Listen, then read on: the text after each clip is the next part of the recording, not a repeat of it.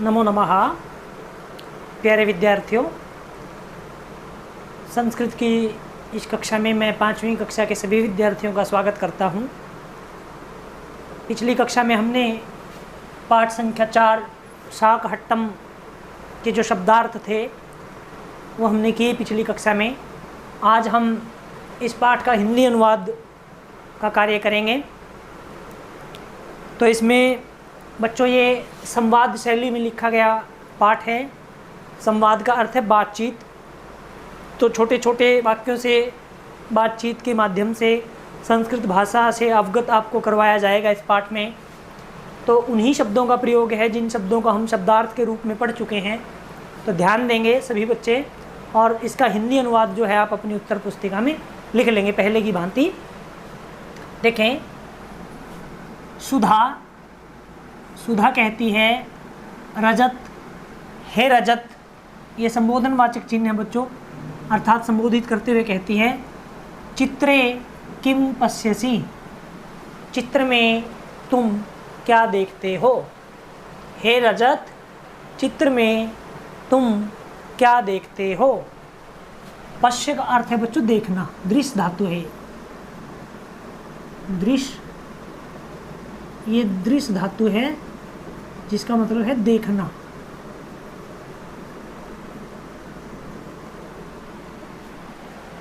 उसके बाद रजत से पूछा कि चित्र में तुम क्या देखते हो।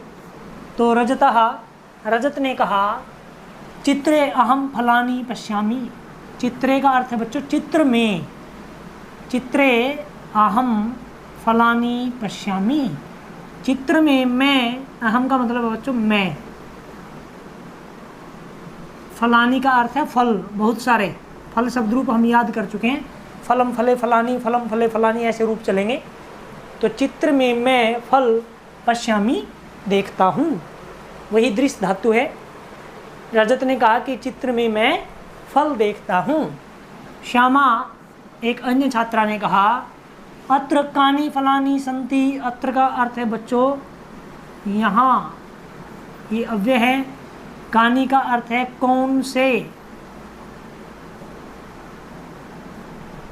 फलानी का अर्थ है फल। संति का अर्थ है बच्चों है। और संति जो है वो अस धातु से बना है। अस, जिसका अर्थ है। अस का अर्थ होता है बच्चों है, होना।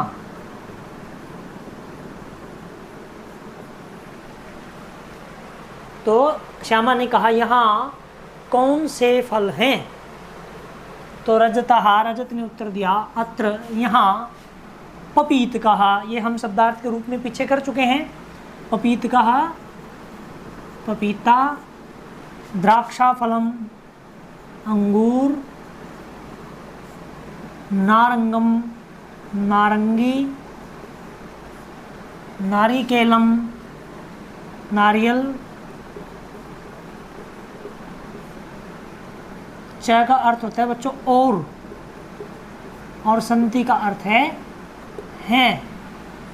यहाँ पपीता, अंगूर, नारंगी और नारियल हैं। तो रजनीशा, रजनीश ने कहा किम, क्या।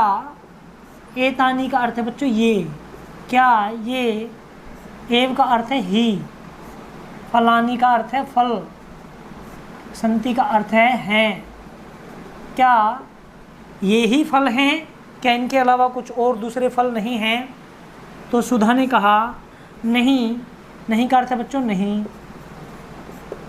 उसने कहा इसके अलावा नहीं, ऐसा नहीं है कि केवल ये ही फल हैं। तो कौन कौन से फल हैं। और तरबूजम, तरबूज, सेवम, सेब, दाढ़ीमम, अनार, इत्यादि है का मतलब है इत्यादि। अपी का अर्थ है बच्चों भी, और संति का अर्थ है। अर्थात नहीं, तरबूज, सेब, अनार इत्यादि भी हैं।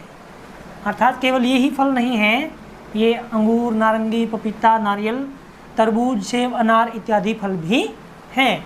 ऐसा सुधा ने कहा। तो श्यामा ने कहा किम चित्रे केवलम फलानी एव सन्ति।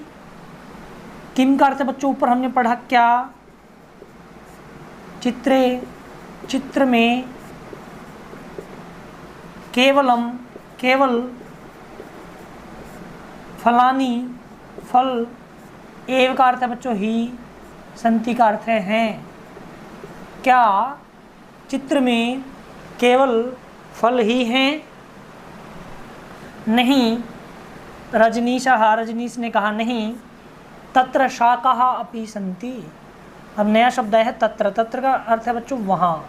हमने पढ़ा अत्र, अत्र का अर्थ था यहाँ, तत्र का अर्थ है वहाँ, दूर के लिए। शाकाः का अर्थ होता है सब्जियाँ।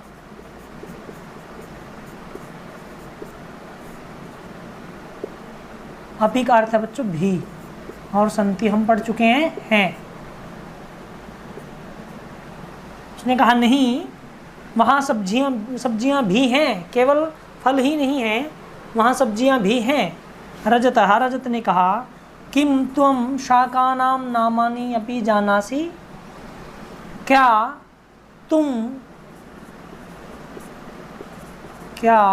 तुम शाकानां सब्जियों के, ये षष्ठी विभक्ति है बच्चों, जैसे राम से रामा नाम बनता है। नामानी नाम, अपि का अर्थ है भी, जानासी का अर्थ है जानते हो। अच्छा एक बात याद रखो, देखो त्वम के साथ यहाँ आया था जैसे पश्यसी, तो यहाँ आया सी। सी जो है वो किसके साथ आता है, त्वम के साथ, और त्वम होता है मध्यम पुरुष का एक वचन करता। तो यहाँ भी आया देखो त्वम के साथ यहाँ भी आया सी। तो रजत ने कहा क्या तुम सब्जियों के नाम भी जानते हो। तो रजनीशः, रजनीश ने कहा आम, आम का अर्थ है बच्चों हाँ। उसने कहा कि हाँ मैं सब्जियों के नाम भी जानता हूँ। अत्र का अर्थ है यहाँ। पुष्पशाकम, ये हम पढ़ चुके हैं। पुष्पशाकम का अर्थ है बच्चों फूल गोभी। सब्जियों के नाम बता रहा है वो कि यहाँ पर फूल गोभी, पलांडुः प्याज, कारवेलः करेला, वृन्ताकः बैंगन, अंगुलतोरिका भिंडी, और आलूकम आलू। च का अर्थ होता है बच्चों और। इत्यादि का अर्थ है इत्यादि। शाकाः का अर्थ है सब्जियां, और संति का अर्थ है हैं। अब रजनीश ने कहा कि हाँ यहाँ फूल गोभी। उसने पूछा जब रजत ने कि क्या तुम सब्जियों के नाम भी जानते हो। तो रजत ने कहा हाँ मैं सब्जियों के नाम भी जानता हूँ। यहाँ फूल गोभी है, प्याज है, करेला है, बैंगन है, भिंडी है, आलू और इत्यादि सब्जियाँ हैं। ये और जो है वो बीच में आ जाएगा। हाँ यहाँ फूल गोभी, प्याज, करेला, बैंगन, भिंडी और आलू इत्यादि सब्जियां हैं। तो बच्चों ये पाठ संख्या 4 का आपका हिंदी अनुवाद है। ये मैंने यहाँ लिख भी दिया है और आपको समझा भी दिया है। आपने इसके जो शब्दार्थ हैं, जो फलों और सब्जियों के नाम जो हम पिछली कक्षा में कर चुके हैं, उनका हिंदी अनुवाद यहाँ पूछा गया है बातचीत के माध्यम से। तो आपने इसको बातचीत के माध्यम से ऐसे ही अपनी उत्तर पुस्तिका में लिखना है और किसी प्रकार की त्रुटि ना हो, इसीलिए ध्यानपूर्वक आपने इस कक्षा को देखना है और इसका हिंदी अनुवाद कार्य अपनी उत्तर पुस्तिका में करना है। धन्यवाद।